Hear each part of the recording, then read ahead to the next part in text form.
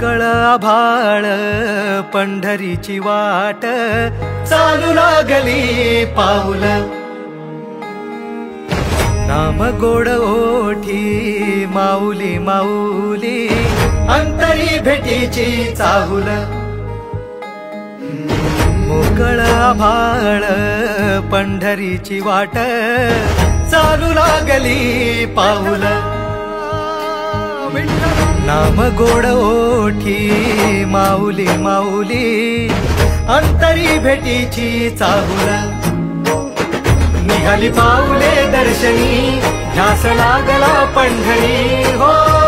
असं या उरात दाटली